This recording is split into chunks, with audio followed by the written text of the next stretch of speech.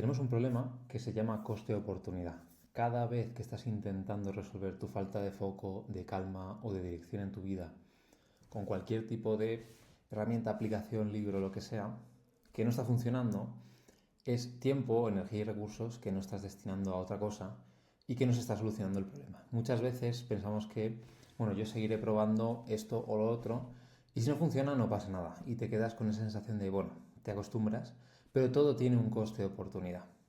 Es como si quisieras prepararte para una maratón y estás entrenando fuerza del bíceps, por ejemplo, del brazo, pues tiene un coste de oportunidad. Todo el tiempo que no estás entrenando realmente tu capacidad cardiovascular de correr, tu técnica de carrera, ese tipo de cosas, pues es tiempo que estás perdiendo, ¿no?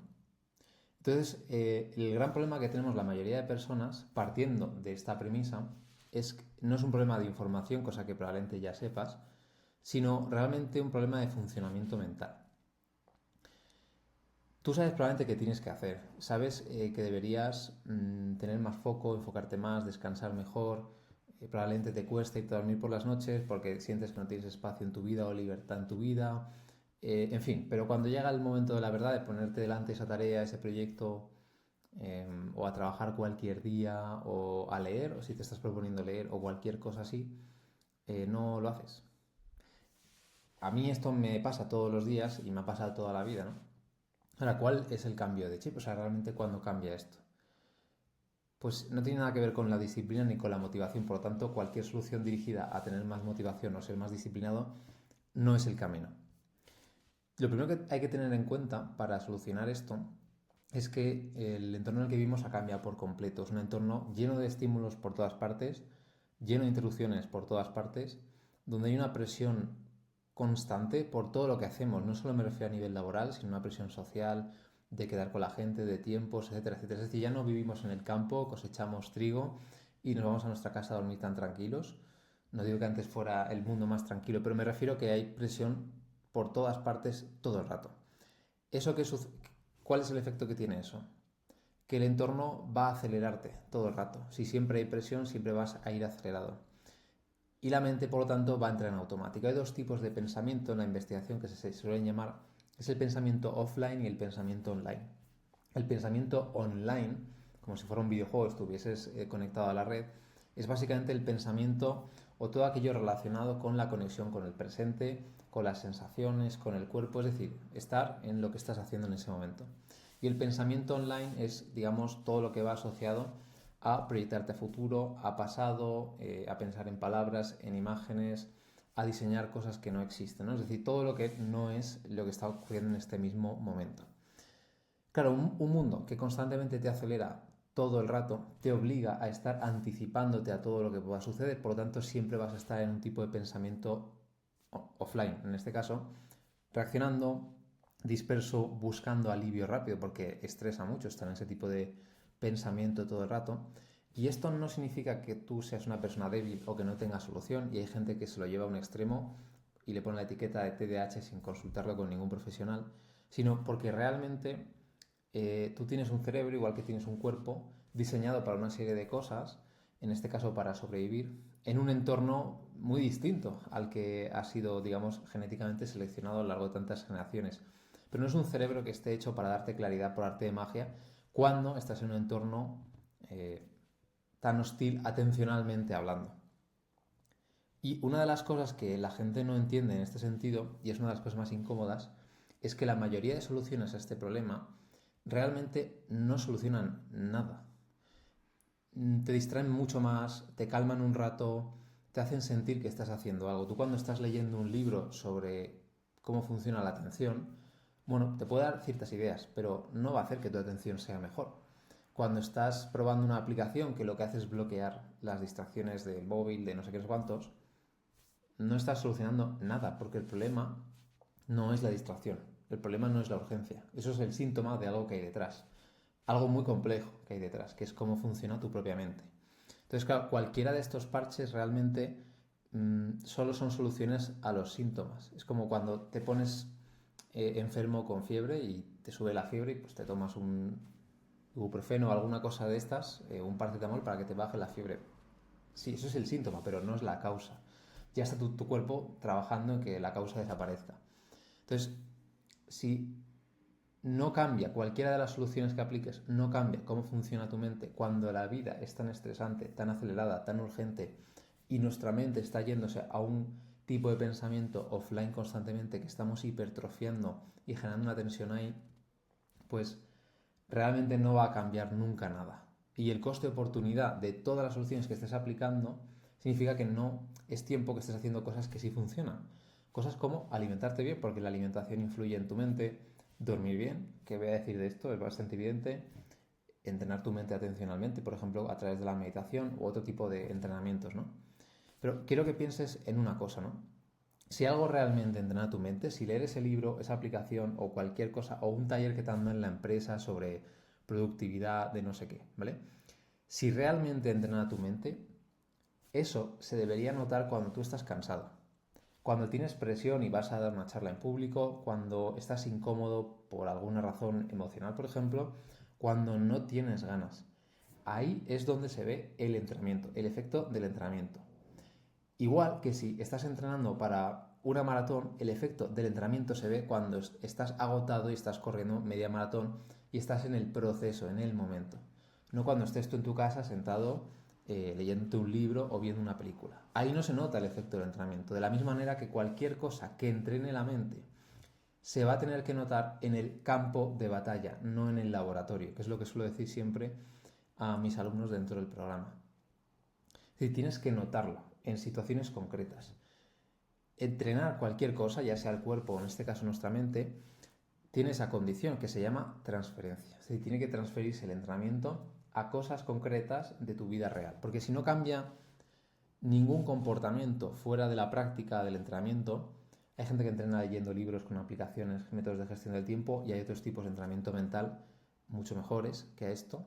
No digo que lo primero no tenga un hueco, pero son mucho mejores en general, ¿vale? Pero si el entrenamiento no cambia un comportamiento fuera de la práctica, es entretenimiento, no es entrenamiento. Que está bien, ¿eh? Que puedes tener su sitio y tal, pero que no es un entrenamiento. O sea, eso es algo que hay que tenerlo en cuenta. Y cualquier cosa que tenga transferencia, igual, de la misma manera que se aplica en la ciencia del ejercicio, se aplica en la ciencia del entrenamiento mental, debe entrenar una capacidad que sea relevante. O sea, entrenar la capacidad de hacer sudokus es poco relevante. Entrenar la capacidad de reacción, salvo que seas un piloto de Fórmula 1, es poco relevante. Dudo que en un semáforo te vaya a salvar la vida o realmente te aporte algo en tu vida reaccionar mucho más rápido, ¿no? Tiene que entrenar una capacidad relevante. Por ejemplo, la memoria de trabajo. Por ejemplo, la capacidad de conexión o de conectar con tu mapa interoceptivo. Por ejemplo, lo que llaman inteligencia emocional o la capacidad de concentración, no sé, eso sí que son capacidades relevantes. Luego tiene que entrenar o tiene que hacer alusión a una necesidad específica de ti como persona. Tú puedes ser una persona con mucha capacidad de concentración y hay gente que tiene eso. Por tanto, entrenar mucho esa capacidad de concentración pues no te va a dar nada, pero igual eres una persona demasiado racional, que no sabes conectar con las emociones, no sabes irte al cuerpo, que te fatigas mucho, que estás cansado, que eres muy rígida mentalmente hablando. Bueno, pues probablemente esa capacidad de autocompasión, de regulación emocional, probablemente sí sea una necesidad específica que tienes, ¿no? Lo tercero es que para esta transferencia es que tiene que haber una dosis mínima. Es evidente, si yo voy a entrenar para una maratón, volviendo al ejemplo, y nada más que salga a dar un paseo, pues dudo que la dosis sea mínima para que realmente suponga un entrenamiento, ¿no? Y vaya mejorando con el paso del tiempo. Pues esto es exactamente lo mismo. Para esas habilidades de regulación emocional, de atención, de claridad mental, de vitalidad, etcétera, etcétera, tiene que haber una dosis mínima en un ejercicio concreto que trabaja una habilidad. Tiene que suponer un desafío. Es decir, es incómodo. Donde más entrenas un músculo es en el momento que estás haciendo las repeticiones más incómodas de todas. Cuando realmente entrenas tu capacidad cardiovascular es en el momento más incómodo cuando quieres bajarte de la cinta o cuando quieres dejar de correr o cuando estás trabajando tu movilidad. De verdad es en los momentos más incómodos. Y esto aplica a todo, ¿eh? En general, no solo a eso. Y la última condición, que es la quinta, es que debe ser consistente. Sí que es verdad que si haces un entrenamiento, ya sea físico o mental, generas lo que se suele llamar una huella neuronal, ¿no? En este caso, por ejemplo, si tú entrenas la fuerza de tu hombro, pues eso va a generar una especie de memoria neuromuscular y aunque lo dejes de entrenar durante 20 años, la próxima vez que entrenes, vas a ir más rápido en ese entrenamiento, en ese músculo, ¿no? Lo mismo sucede desde el punto de vista mental. Todo va dejando una huella, ya sea muscularmente, mentalmente, neuronalmente. Y en este caso, sirve para algo, pero la constancia es como en todo, realmente lo que va a marcar la diferencia, lo que pasa que a largo plazo. Incluso aplicando un mal entrenamiento mental, si eres constante, vas a poder transferirlo a muchas cosas en tu vida. Así que estas son las 5 condiciones de la transferencia para que realmente cualquier solución que intentes aplicar a tu falta de foco, a tu falta de calma o a tu falta de claridad mental, pues realmente cualquier solución práctica de ejercicio debe cumplir estas 5 condiciones. Porque si no, es una forma de entretenimiento. Como por ejemplo, podría ser un libro sobre cómo funciona la atención, pues no aplica ninguna de estas, ¿no? En fin, entrenar la mente tampoco es hacer nada perfecto, ¿vale? De hecho, suele ser simplemente hacer cosas bastante incómodas, como por ejemplo cuando te sientas a meditar, te distraes, te das cuenta de que has distraído y con autocompasión vuelves a orientar la atención al objeto de esa práctica en concreto, sea el que sea, ¿no? Simplemente eso es algo muy simple, o sea, realmente no requiere una técnica muy específica y de lo simple que es, hay personas que se piensan que no están haciendo nada y eso tiene una serie de implicaciones que dentro del programa sí que tenemos que tener muy en cuenta nosotros, pero solo notar la incomodidad ya puede ser una señal para ti de que eso es un entrenamiento mental. Cualquier ejercicio, cualquier cosa que te pase en la vida donde estés incómodo puede ser un entrenamiento mental. Es condición necesaria por definición, cualquier entrenamiento mental tiene que pasar por esa incomodidad, si no, no es entrenamiento. Dicho lo cual, cuando entrenas de verdad en algo que sea incómodo y que aplica estas 5 condiciones de transferencia, empiezas a notar ciertas cosas. Empiezas a notar no que tu mente se va, digamos, apaciguando o que piensas menos o que te vienen menos pop-ups mentales o que te acuerdas menos de que hay que hacer la compra cuando estás en una reunión, ¿no? No me refiero a eso, me refiero a que lo notas mucho antes y eres capaz de notar ese impulso antes de reaccionar, esa distracción antes de perderte en tu mente contándote una historia, o igual ibas a mandar un mensaje a tu padre y acabas viendo cualquier tontería. Notas las emociones mucho antes de que te acaben dominando y que superen cierto umbral donde ya te han, digamos, inundado emocionalmente. Entonces, eso que vas notando es lo que genera un espacio mental. Un espacio mental que esto, digamos, en la filosofía relacionada con el mindfulness, el budismo, este tipo de cosas, está muy relacionado con la libertad. Y tener libertad empieza por tener libertad interior. Y esa libertad interior es un espacio mental. Es decir, un espacio de tiempo donde estás presente observándote a ti mismo, es decir, no estás enganchado a mecanismos automáticos, donde tienes capacidad de elección, de cómo reaccionas a una emoción, a una distracción o a cualquier cosa. Eso es una de las cosas que empiezas a notar cuando entrenas tu mente. Se nota, por ejemplo, mucho en deportistas que hacen entrenamiento mental con sus psicólogos deportivos y se nota mucho ese espacio mental de pensamiento en momentos concretos de incomodidad, en un partido, en una carrera o en cualquier cosa de este tipo, ¿no? Y no solo ganas espacio mental, y es algo que hay mucha filosofía muy interesante detrás, sino que hay una ciencia detrás de todo esto. Cuando tú estás entrenando tu mente, una de las cosas que realmente marca la diferencia es ir a las habilidades que van a ser la base de todas las demás. Es decir, si tú quieres entrenar para un deporte en específico, pues por ejemplo, digamos, el fútbol o el tenis, ¿cuál va a ser la habilidad que más limitante o más va a afectar al resto de habilidades? Tienes que identificar esa para trabajarla la primero de todas, ¿no?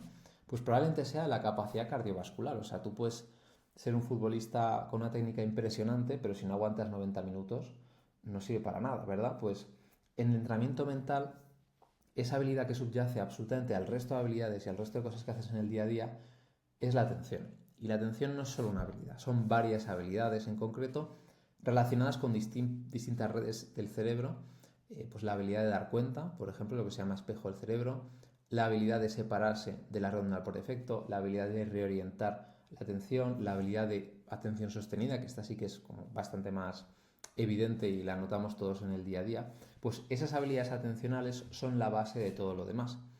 Simplemente la habilidad de dar cuenta, sumado a la habilidad de no quedarte totalmente pegado como un mejillón a las emociones, la habilidad de dar cuenta o de sacarte de esa red neural por defecto cuando te estás contando historias mentales o pajas mentales, pues esa atención es la base de todo entrenamiento mental.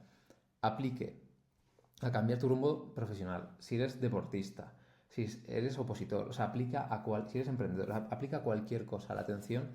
Si eres opositor, por ejemplo, la capacidad que tienes de evocar información, de codificar información, de procesarla. Si eres deportista, la capacidad de perder un punto en tenis o que te metan un gol en fútbol y no quedarte en esa emoción, en esa frustración y rápidamente y con agilidad y flexibilidad enfocarte de nuevo en tu objetivo. Si por ejemplo eres emprendedor, pues bueno, millones de cosas que vas meditando en el día a día. Entonces, realmente, meditar en sí mismo o una aplicación para gestionar el tiempo o un libro de Deep Work o cualquiera de estas cosas no es entrenamiento mental. Tiene que haber una serie de condiciones, tiene que haber una transferencia y tiene que haber una ciencia detrás de esto. Ahí, cuando juntas todo este tipo de cosas, sí se da un entrenamiento mental. Nosotros lo trabajamos con prácticas de foco cerrado, que entrenan esa capacidad de dar cuenta y reorientar la atención. Con prácticas de foco abierto, y hay muchos tipos de prácticas, se puede investigar esto, que te ayudan a esa capacidad de no estar enganchado a tu historia personal y a las pajas que nos montamos todos, ¿no? Que el cerebro funciona así. Prácticas relacionadas con la compasión, también prácticas más lúdicas, prácticas de escritura para mejorar esa granularidad emocional, esa capacidad de entenderte emocionalmente. Hay todo tipo de prácticas, pero todas cumplen estas condiciones que he estado comentando por aquí. Así que cualquier momento en el que tú pienses que tienes un problema de productividad o de estrés, realmente, y quieras aplicar una solución a ese problema, piensa realmente si lo que estás haciendo es un entrenamiento mental y realmente si te va a ayudar para algo. Porque si tú quieres mejorar tus abdominales y te pones una faja de estas que te dan descargas eléctricas, no vas a mejorar tus abdominales porque no cumplen estas condiciones. De la misma manera que si quieres gestionar mejor las situaciones de incertidumbre, de estrés, la toma de decisiones, el foco, la capacidad de flexibilidad, pues tienes que entrenarlo con una serie de prácticas bien pensadas. Si quieres tener mucha más información y entender toda esta filosofía de entrenamiento mental, aquí abajo en el vídeo hay un link donde puedes ver un vídeo exactamente donde cuento toda nuestra filosofía. Dicho lo cual, te veo en el siguiente vídeo.